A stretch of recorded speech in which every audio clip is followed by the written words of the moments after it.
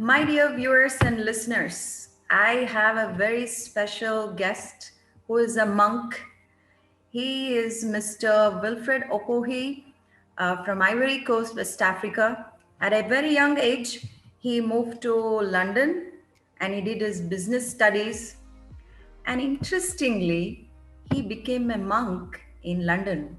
So let's hear from him the secret. And this person emanates that strong aura of happiness. There's that inner fulfillment and success. So let's hear from him. Welcome, Mr. Wilfred. One more Hare thing, Krishna. my dear audience, he is very popularly known as Nishinga Tirthadas amongst the monks. Okay, so let's welcome him. Welcome, Mr. Wilfred. Thank you. Thank you for inviting me. Hare Krishna. Hare Krishna. So I would like you to, say some things about your life, early life in either West Africa or UK, please. Before I joined the temple, I used to live in Ivory Coast, West Africa, and my family was a very religious family. Mm-hmm. They weren't actually practicing Eastern spirituality, but there was religion throughout my life. And at the age of 14, I moved to England. And shortly, a few years after that, I met a gentleman who gave me a book by Prabhupada. The book was called Perfect Questions, Perfect Answers. And it was basically a conversation between a Peace Corps worker and Srila Prabhupada. And the Peace Corps worker was asking questions relating to karma, reincarnation, and different topics like that. And these were topics that interested me also. So after reading the book briefly, I decided to try to learn a bit more about the tradition and the philosophy. So what I did, I visited one of the temples that were listed in the back of the book. And the first temple I went to was in central London, ISKCON Soul Street. And from there, I met devotees where I joined another temple and eventually brought me to India. So before my life before Krishna consciousness, my life was already somewhat religious, but I just felt like there were some questions that needed more developed answers. And I felt like Krishna consciousness gave those answers. Okay, so what? That's how I ended up becoming. So you said your life was already kind of in a religious mode. So would you like to say like three most important points of that religion that you were accustomed to? Well, it was Christianity. So we had this understanding that there is a God, and the world was created by God to give his children the opportunity to reconnect with him. And we also understood that everyone within this world should try to be as kind and loving to each other as possible, to not displease God. So there was some kind of concept of being kind and caring and loving. So that was appreciated. But there were other questions such as where do we go after we die? Why is it that some good people are born in bad situations and bad people are born in good situations and things like that? And I felt that Krishna consciousness answered those questions, and that's why I became attracted. So when were you actually first introduced to Srimad Bhagavad Gita? I was first introduced to Srimad Bhagavad Gita when I visited the first temple I went to, the ISKCON Soul Street. It's now called ISKCON London.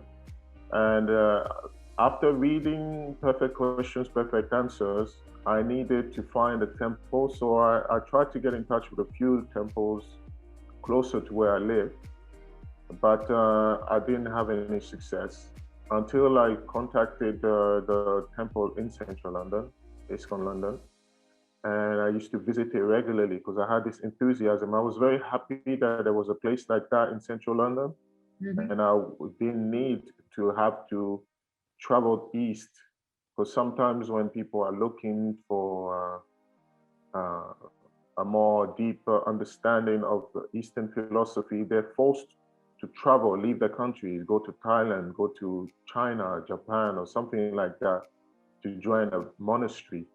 But I felt really relieved that there was a place already like that in the middle of central London, one of the most difficult places to try to be spiritual in. There was like an oasis in this ocean. Mm. So I decided to visit the temple, and I used to go every day. And one day, while I was browsing through the gift shop, they had a gift shop. I started speaking to the devotee who was maintaining this gift shop, and started explaining my thought process, my issues, whatever issues I was encountering at the time with my life. And he pulled out a Bhagavad Gita, and he asked me if I'd ever seen it. And obviously I hadn't. The only book I'd read at that point was a small Perfect Questions, Perfect Answers. So when he gave me the Gita and he told me, you should read it, just give it a read, see what you think of it. And that was the first time I got the Gita. So it was basically maybe a couple of months after I started visiting the temple. Mm. So could you relate to the Gita? I mean, how did you start studying the Gita? You know. Well, at first it wasn't easy, if I am to be honest, because the format in which it was written was difficult to follow. I didn't understand actually, because normally the books I'd read before, the author gives you his thoughts in paragraph format, so it's clear what he wants to say. But here you have a commentary on a conversation. So the way it was written, there was a translation, there was the original Sanskrit translation, then the purport. So it was a bit unfamiliar to me. But after seeking the help of the devotees, they helped me understand, and some of the topics that were a bit unfamiliar to me, like the idea of karma yoga, jnana yoga, these different topics, they helped familiarize me with those topics, basically. So the beginning wasn't easy, but it became easier as I started seeking help from devotees, reading the Gita to explain those terms. Mm. So what were those interesting stuff that that attracted you from the Gita? It was the idea that there was a man who was like an ordinary working man. Arjuna was he was just a warrior. Fighting was his duty, but he was still able to be a spiritual practitioner even within that situation on the battlefield. He still got the opportunity to hear spiritual principles. That was very interesting to me because, again, like I was saying, sometimes we have this idea that you need to stop everything you're doing, you have to give up your life to become spiritual, and sometimes that puts people off practicing spirituality. Or sometimes they feel like this is something I need to pursue later on. But unfortunately, if you don't know what's going to happen later on. So seeing that Arjuna was basically a normal person who was actually being educated in the science of the soul and the science of action, karma, and the science of reincarnation, the science of yoga, in the middle of the battlefield, gave me some inspiration that despite the fact that I was going through personal difficulties, I could also overcome those difficulties and become a spiritual person, even while living in London. Wow. So, Mr. Nishinga Tirthadas, what is Bhagavad Gita for you now, in a word? Bhagavad Gita for me now is like it's a guidebook. Mm, It's the foundation of everything I do in life. No matter how, whatever issues I encounter, whenever I get confused about how to proceed, I always try to refer to the Bhagavad Gita, and it gives me the proper direction. Of course, I sometimes have to take the help of other people, other devotees, to help me make the contents of the Bhagavad Gita relatable to my day-to-day life. mhm. But I know that essentially everything that I try to do, I try to base on the Bhagavad Gita. So it's a guidebook, and it's relevant, basically. Let's say one word, relevant. Mm. Give me an example, please, how you have applied the wisdom of Gita in your life. That would be like really interesting to know. Like a classic example, I have applied the wisdom of the Gita in my life is basically making the decision to take some time to educate myself in the science of Krishna consciousness Mm, before making any major decision in my life like that. I was in a situation where maybe when I first came in contact with the devotees, I was in my 20s, and at the time I didn't have many responsibilities as such.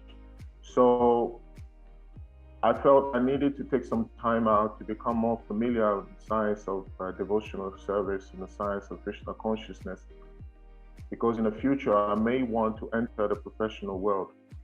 Uh, So that decision was informed by the Gita, right? Making that decision that I needed to strengthen myself spiritually before entering the professional world, because whatever I would do out there will need to be founded on a spiritual reality. We have two lives.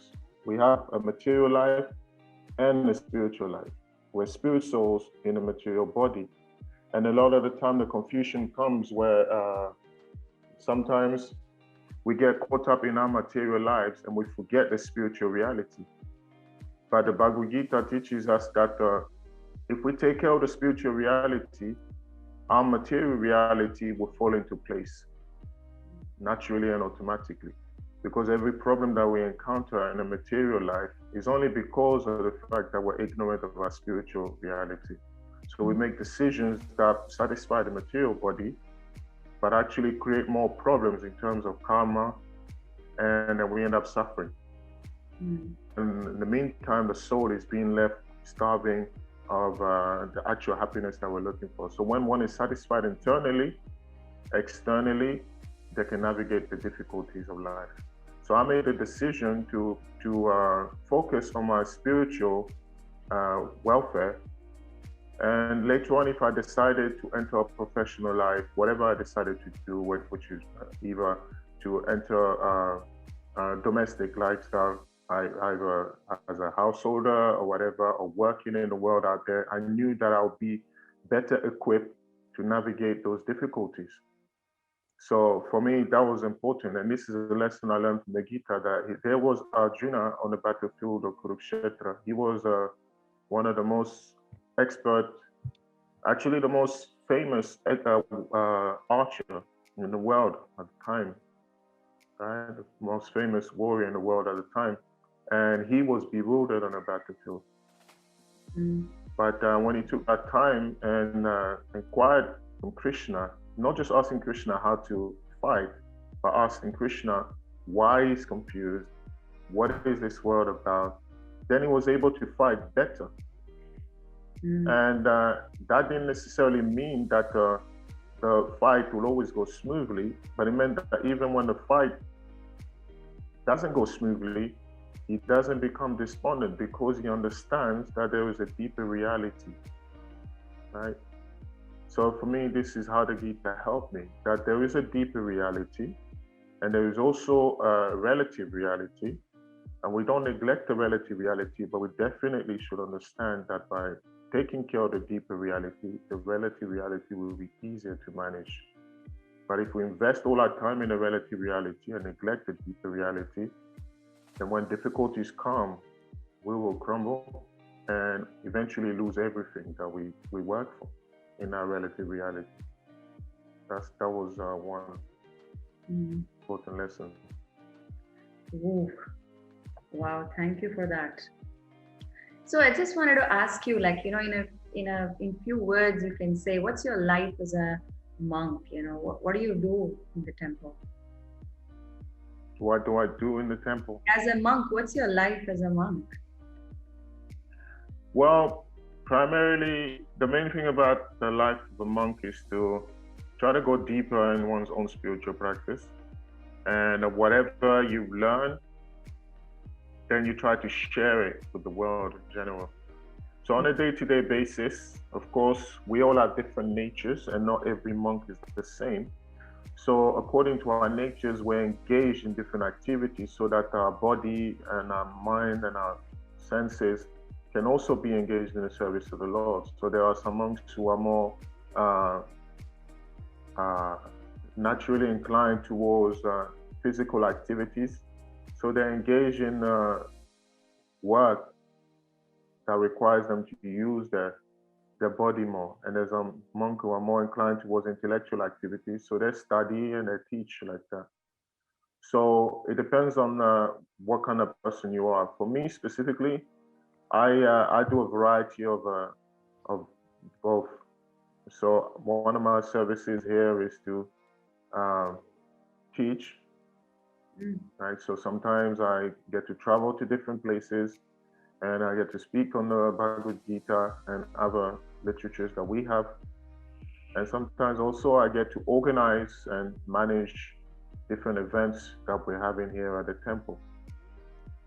So that's a general picture. And on a day-to-day, on a daily basis, we have a program. We have a morning program, which requires us to attend ceremonies in the temple from very early in the morning. Around 4:30, we have the first ceremony in the temple. Mangalarti, it's called. And the reason for that is that early in the morning, even in the material world, quote unquote, even in the professional world, successful people who have spoken very profusely about the benefits of starting one's day early, right? Because the early hours are very conducive for focus, meditation, and developing the clear vision of how one wants to carry on his day. So the same applies to spirituality also. And on a deeper level, it's also because during that time, the energy is more suited to spiritual activity. The Vedic scriptures talk about muhurtas.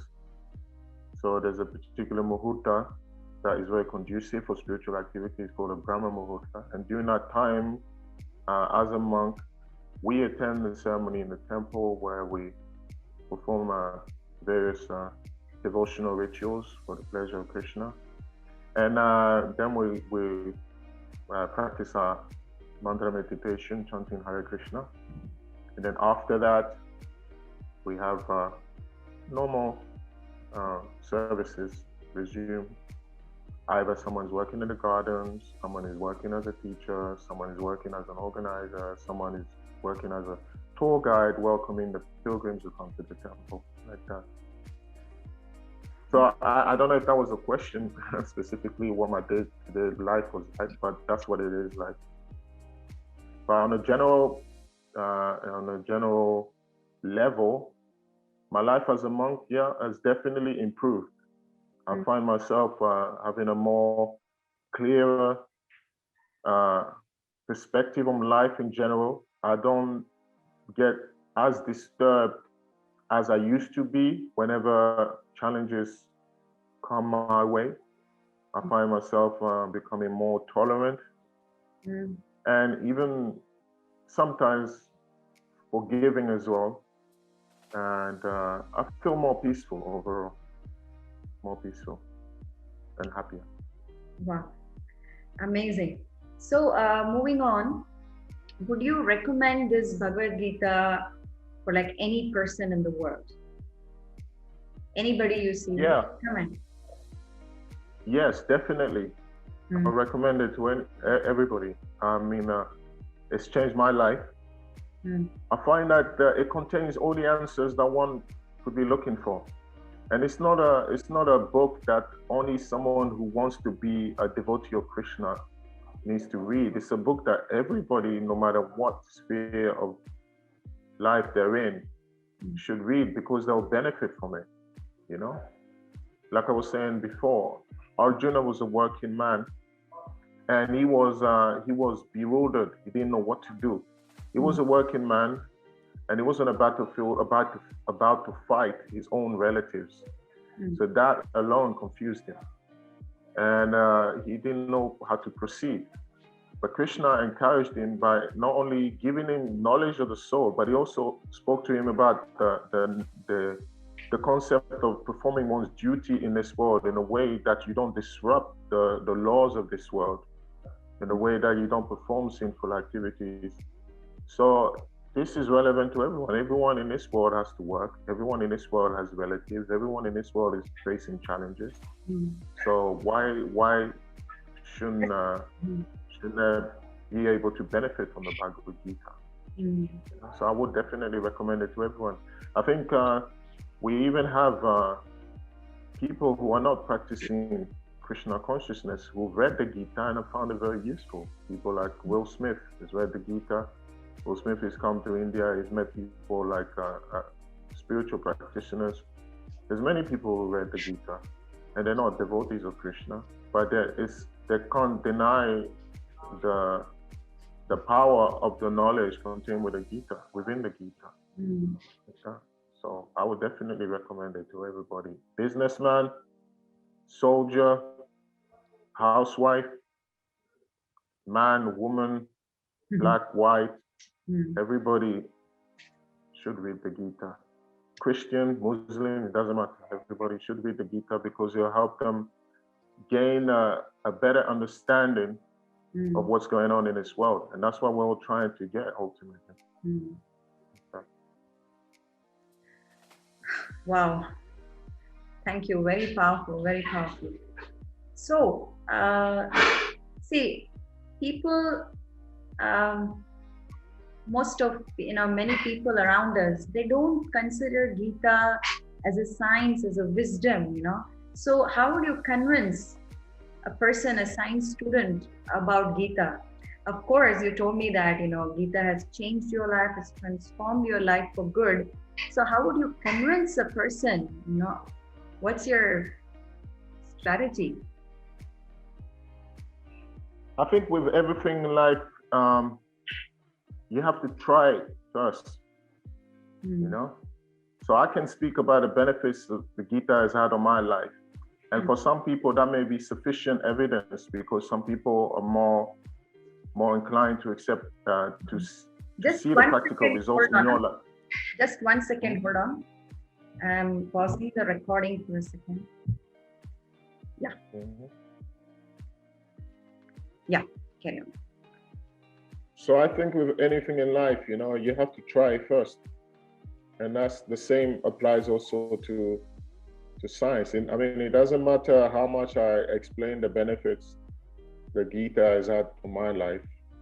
Ultimately, one has to try for themselves and see for themselves, because it's a personal experience.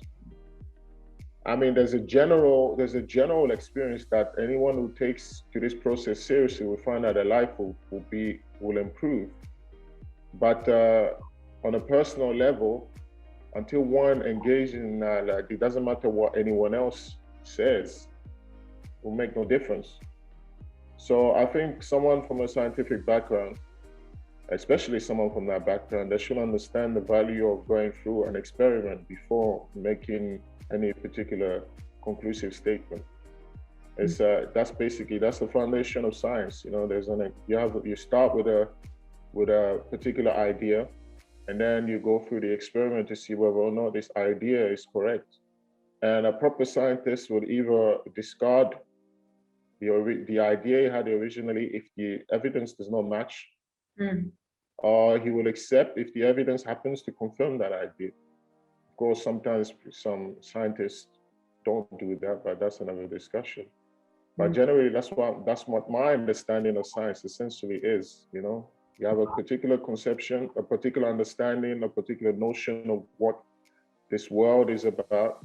Then you go through an experiment, you challenge your notion, you hear from other people, you discuss, and then you gather all the evidence, and then based on the evidence, you can come up with your own conclusion. So I would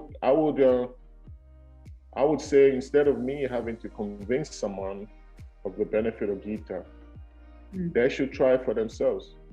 And I'm confident that I'm so confident that I don't even need to interfere with it, because I know that the Gita works. And I know that anybody who applies it and follows it and is prepared to go through whatever is required in order to get a benefit. Because sometimes people read books and the other person who's teaching in the book says, okay, this is what you need to do. But if you don't follow it, and then at the end you say, well, it didn't work for me, then that's not very intelligent. So you also need to what's the word? You have to follow the process strictly, right? Apply in your life, and you will see whether or not it works. If you go through that, you follow the process strictly, and you feel it doesn't work, that's another discussion. And I'll respect the man who says, okay, I have chanted, I've done a meditation, I adapted my life as was prescribed in the book, I followed everything the book says, but I didn't see any change. And I did it for a certain amount of time as well. There has to be a reasonable amount of time. And I didn't see any change. Then I'll respect the man who says that. But a man who hasn't read the Gita, has not tried to apply anything the Gita is saying, and then says, well, prove to me, that's a little bit ridiculous. That's basically my understanding. Nice, very convincing, strategy. Thank you for that. So, what are your 3 takeaways from Gita? The first takeaway from Gita is that God is always there for us, and He's looking for opportunities to help us. The whole Gita was orchestrated because Krishna wanted an opportunity to share this knowledge, and he put his own devotee Arjuna through so much difficulties, using him as a vehicle and the whole situation, the whole battlefield of Kurukshetra, just so that he could speak about the soul and karma and reincarnation and ultimately transcendence. So that means that he's always watching, because sometimes people look at the world and they see all these difficulties people are going through, and they start to doubt whether or not God exists, If he's there, then why isn't he helping us? But that's not how Krishna works. That's not how God works. Ultimately, we have free will, and because we misuse our free will, we go through difficult situations in this world. But at every interval, every opportunity he gets, he tries to give us knowledge, right? And he creates situations in which that knowledge, first of all, need for that knowledge arises, and also the facility to deliver that knowledge he also gives us, right? And that's what the Gita was all about. So for me, the first thing is just his willingness to connect to us at every step. Throughout history, he's always been sending different messengers, right? Different spiritual books. But the problem is we don't take advantage of them. And then later on, when things get a little bit sticky, then we complain that where is God? So it's like if someone is trying to help you, but you refuse to take the help, then can you really blame them? So it's the first thing, the fact that God is always there, is always trying to connect with us, and he created such an elaborate setup, the whole battlefield of Kurukshetra, and he picked such a situation so that no one can turn around and say, well, it was easy for Arjuna, he was sitting in the woods, it was quiet, so it was easy for him to be a devotee. No, he's in the middle of the battlefield. And someone could say, well, it was easy for him also. What did he really have to face? He had to decide whether or not to fight his own relatives. So you don't get any more challenging in such a situation. So that's the first thing to take from the Gita, that Krishna is always there. And the second thing is that Gita is applicable for everybody. Again, it's kind of connected to one of the points I made previously, is that Arjuna was a working man. Right? He wasn't a mendicant who renounced everything and moved to Tibet or something like that. He was a warrior, right?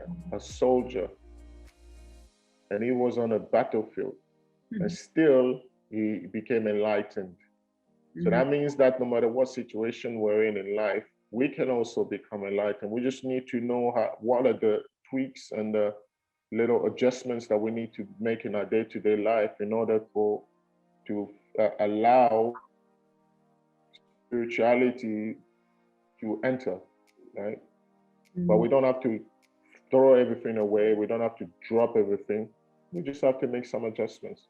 And that's what Krishna did with Arjuna. He helped Arjuna make the mental adjustments, philosophical adjustments, psychological adjustments so that he could become enlightened and still perform his duty as a soldier, but he performed his duty in a different consciousness.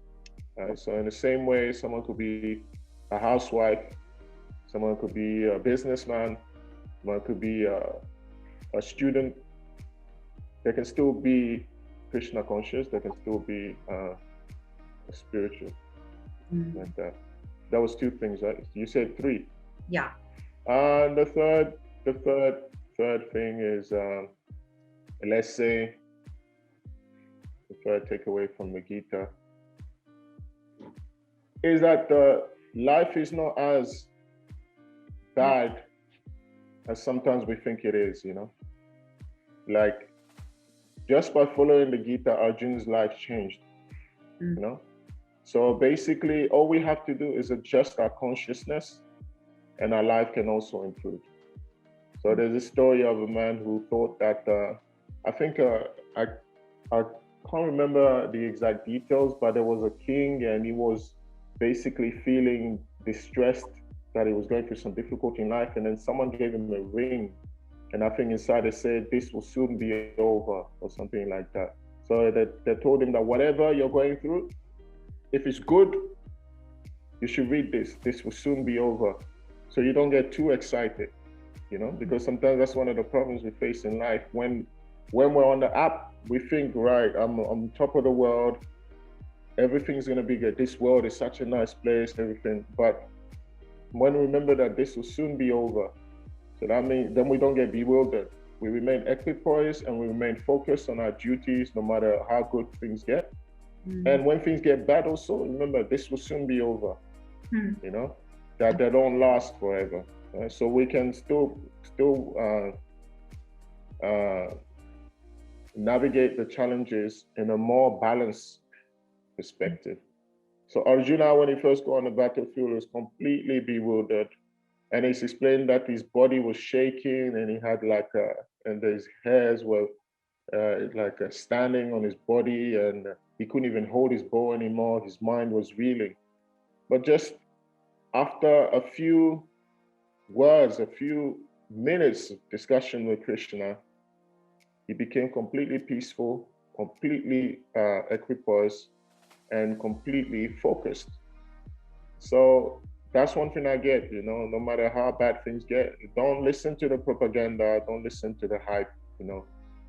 The world is only as bad as we make it, and we can make it a better place by changing our consciousness. And that means by reestablishing our spiritual identity, you know. So the more we think we're the body, the more attached we become to sense gratification, then the more degraded we become, and naturally the more degraded we become, the more we suffer. But the more we realize we're the soul that was full of compassion, full of joy, full of bliss, full of forgiveness, humility, tolerance, then everyone will relate to each other on that level, then people will be more happy. So it's just a case of changing your consciousness. Things are only bad at that because people don't know that they're not the body. They think they are the body. So Gita is teaching that, and that's what Krishna did. And Arjuna's situation completely changed. His misery disappeared, and he became established in confidence in his service. So those are the three things I would say. There's so many, but seeing as I only have three to choose from, these are the three most important points that I get from reading the Gita. Wow. That's, again, I must say, it's like really very powerful insight. So to reiterate, what um, wherever you are, wherever we are, whatever we can be doing, but just change the consciousness, make those adjustments. So the world can be anything, you have to apply the wisdom of Gita and make certain adjustments in your consciousness. Then you can be happy wherever you're situated, wherever you are, whatever you're doing. You can still be peaceful, Yeah, happy, successful in every endeavor that you make. yeah. Generally, I mean the consciousness means to see the hand of God, the hand of Krishna in your life. Mm. To understand that Krishna is the well-wishing friend, is the supreme benefactor, and is the supreme object of worship. Right. So everything that we do, whatever results we get, we should understand that ultimately they're coming by His grace, and it is our duty to offer those results to Him. And by offering those results to Him, we will get so much happiness in return, like that. So that's what I mean by the change of consciousness. Basically, you have to understand that without Krishna, you will actually nothing you have will actually exist. That is the basis of life. So our good fortune is coming from Him. So we should not be proud thinking that we are the doer. Krishna is the ultimate doer, right? So whatever activities we perform, we should see ourselves as puppets, right, being used in His service. And then whatever result we get as a consequence of that service, we should offer it back to Him. And He's not selfish, He's not ungrateful. He will obviously give us so much back in return. All He wants is the relationship. You see? So it's like the example is given, like a father, he gives the child pocket money, and then the child takes that same money that he got from the father to go and buy a gift that he again offers to the father. The father has got a lot more money than the child has been given. But the fact that the child gave something back using the same amount of money that the father gave him pleases the father, and then it strengthens the relationship. So that's what is meant by adjusting our consciousness. Of course, when we say you don't have to change your situation, there are certain situations that are more conducive and certain situations that are not so conducive. So situations where one is forced to commit unnecessary violence towards another living entity, causing harm and hurting other people. So these are not as conducive. But even then, if one is in such a situation, if one makes an endeavor to adjust their consciousness, they'll find that naturally that the way they look at that situation will change, and then eventually, in due course of time, they will be removed from that situation and placed in a more conducive situation. All Krishna wants to see is that we are willing to reconnect, because even though we have forgotten Him, He is still caring for us. The air we're breathing, He's still giving us. There are atheists who hate God, but without God, they can't live. Even the ability to come up with philosophies that deny the existence of God, that's coming from God Himself. You know, He is completely neutral, completely detached, completely selfless, that even when you want to harm Him, you really want to harm Him, He will also give you the ability to try to harm Him, because without Him, you can't do anything. See? So how much love is that? So all we have to do is just reconnect to Him, and then we'll find that our life will change for the better.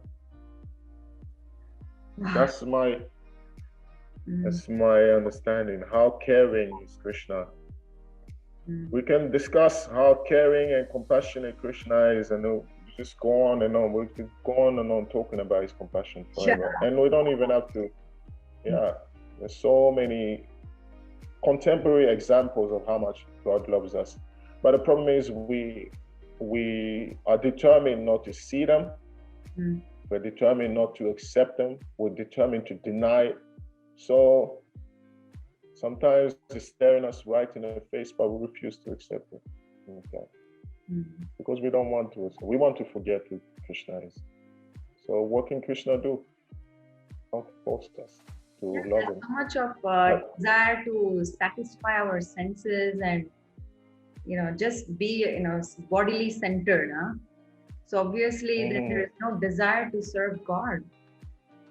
yeah, there is no desire to serve God, and it's unfortunate because we look at the world in general, like how much materially advanced is the world nowadays? Extremely. But the more materially advanced we become, you would assume that the less problems we'll be having, right? But actually, we have more problems now than we did before. Right. When you look at societies and civilizations that were not as materially advanced, to some degree there were less problems because they were more simple. But now, the more intellectually developed man becomes, then he becomes more expert at creating problems for himself like that. We have all these different facilities, but then the problems become more elaborate. So we're creating more and more sophisticated weapons, more and more sophisticated ways to abuse and use each other through technology. So any intelligent person will say, look, it's not working. That's what Einstein said. They're doing the same thing over and over again and expecting a different result.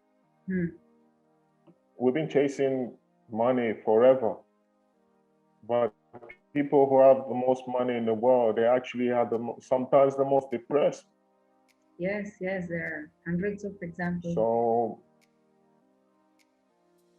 at some point, someone is going to say, hold on, something's not like, I followed you this way because you told me, you promised me a better life. But so far it's not working out. So should we just take a step back and reassess our strategy?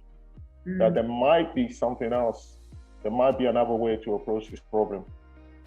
But unfortunately, people I don't know. It's just, that's actual real misfortune. Sometimes people think misfortune is not having facilities, but real misfortune is ignorance. That's and there's no excuse for ignorance, right? There is no excuse for it. Krishna is so kind that if someone does something out of ignorance, he will try to help them. But at some point, some of us just need to go through the painful experience to learn. And that's the sad reality. Problems are not in the world because problems are in the world because I don't know that we are separately from him. And that means we have to go through painful experiences, sadly. But when you have books like the Gita, it's harder to, what else do you want, Everything is there. Everything is there. Why waste time? Let's take advantage. Yeah. And there are people like you who are practically demonstrating how Gita has transformed your life, and you're like actually exhibiting, like, look at me. I'm the, standing example in front of you. So just follow, just implement, Gita's principles, and your life will be successful. So what is your one practical advice for my audience, Machine listeners? One practical advice is whatever you do,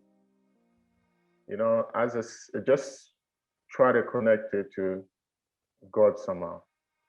Whatever you do, try to connect it to Krishna somehow. You don't have to be fully convinced, but just understand that you have nothing to lose. And it's just look at it as a safety measure, I think there was that French philosopher. Of course, this was it? I think forget his name. Pascal. I think Prabhupada also spoke about it. Blaise Pascal is a French philosopher. It's called Pascal's wager. Wager is like a bet, yeah.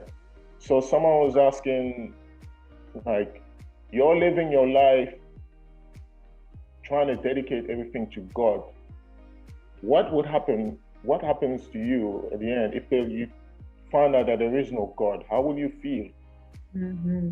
And Pascal, he made this point. He said, "Look, even if at the end of my life I realized that there was no God,